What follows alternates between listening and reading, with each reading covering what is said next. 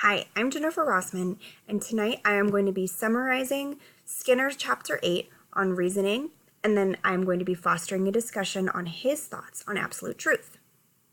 In this chapter entitled Causes and Reasons, Skinner takes us through how our verbal behavior shapes our thinking and our intellect. He opens the chapter by explaining that verbal behavior allows us to describe our own behavior, the setting in which it occurred, and its consequences, which in turn led to the ability to analyze the contingencies of our behavior and to essentially reason. Skinner explains that through verbal behavior, we have commands, advice, and warnings. Each of these implies a consequence to the listener. The response of the listener is contingent upon the circumstances they have experienced in the past, which is often termed belief or trust in the speaker. Examples of these behaviors are warnings, such as get out of the way or watch out.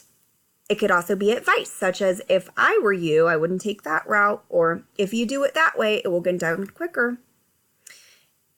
Skinner explains that from this, we also get directions and instructions. Directions and instructions also imply a consequence by detailing which behaviors to execute in order to achieve a consequence. An example of this might be a person detailing a recipe. Instructions or directions do not have to necessarily be verbal, and they do not impart knowledge or experience on the listener. Directions or instructions may even be icons. Think of IKEA furniture. They are a prescribed set of behaviors that led to the consequence, unless you're me, of a product or item. Skinner goes on to say that we do not always necessarily learn from this, but that education is essentially verbal instruction, or instruction in verbal behavior, such as how to use words. From verbal instruction, we get things such as folklores, maxims, and proverbs. They are essentially long-lasting instruction that make it easier to teach or remember a behavior. An apple a day keeps the doctor away is a proverb that describes how eating certain foods can lead to the consequence of staying healthy. Skinner goes on to describe how governmental laws and religious laws began and arose to the contingencies of communities being disturbed. When the behaviors being taught are not followed or are disruptive to communities, such as the example Skinner lists of others behaving in injurious ways, warnings and punishments are often issued. The contingencies of these punishments are strengthened by religious and governmental instructions, formerly called laws. These impact behavior by a person seeking to avoid the implied consequence, such as going to jail for theft, but also to avoid disapproval or scrutiny from their peers. So, what essentially Skinner describes as laws is directions that shape avoidance behavior through implied consequence. They're often, but not always, punishment. In contrast to governmental and religious laws, Skinner explains how our behaviors are contingent upon scientific laws. These behaviors are contingent upon consequences that prevail, often regardless of deliberate human action. He gives examples such as a farmer spading soil and a blacksmith using a bellow because he was reinforced by a hot and steady flame when he did so. We may observe and relate this back to directions. Skinner states that the blacksmith may have created directions that detailed what behaviors he followed in order to achieve the consequence of the fire. The apprentice he may have hired, who is paid to follow the blacksmith's directions, is being governed by rule. In short, scientific laws help to supplement the natural contingencies of the physical world.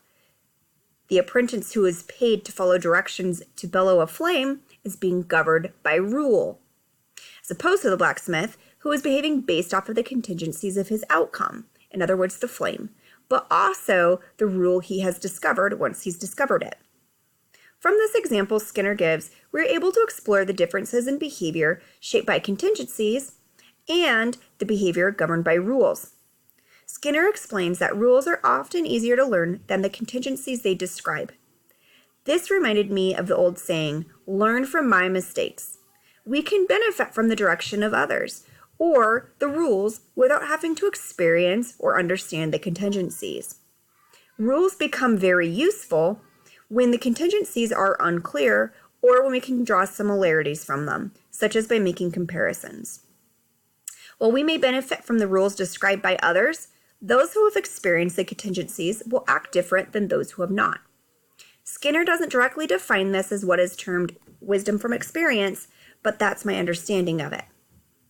Skinner goes on to define that rule-following behavior is central to civilization, and that when people respond to unanalyzed or undefined contingencies, we often define that behavior as pious or even intuitive. Skinner states, and later goes on to explain, that we don't need to understand contingencies of reinforcement in order to be shaped by them. From here, Skinner goes on to discuss reason and reasons. How do we explain our own behavior? We take directions or advice because of implied consequences, and we often list the reasons for our behavior by the consequence of it. The consequences implied in direction, advice, laws, and instruction are essentially the reasons why we do things. But these things must be conditioned. We're not just born prone to doing them. We teach students, for example, how to behave and imply a consequence for the behavior, or in short, we give them reasons to do the things we tell them to do. Within reasoning, we have induction and deduction.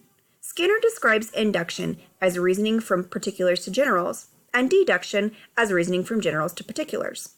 In doing this, we are analyzing our experiences and instances and applying rules and classifying events, or we are deriving new rules from existing rules. Reasoning is essentially analyzing the conditions under which our behavior is reinforced.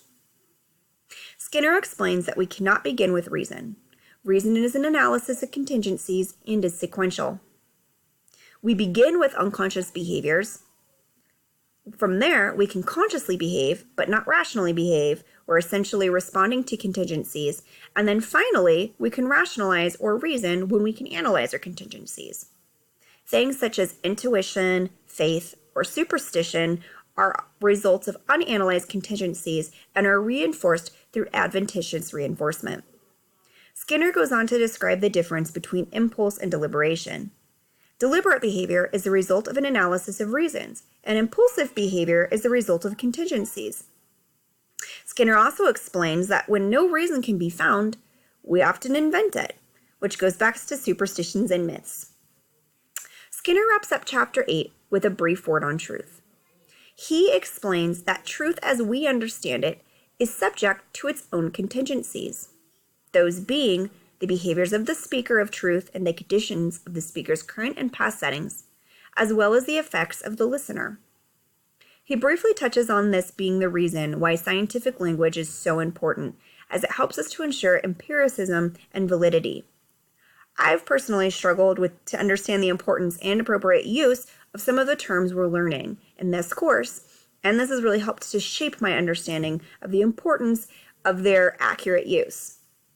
It's also helped to clarify my ideas on the matter. So this was a pretty content-dense chapter, and there's a lot of potential discussion points, so I tried to narrow them down to his most, shall we say, controversial points. And so my question is going to be regarding Skinner's views on absolute truth. He questions the possibility of absolute truth, and he claims it can only be found in rules derived from rules. He even describes it as mere tautology. Do you agree with this stance on absolute truth? How, if at all, does this impact your ideas on seeking to understand behavior?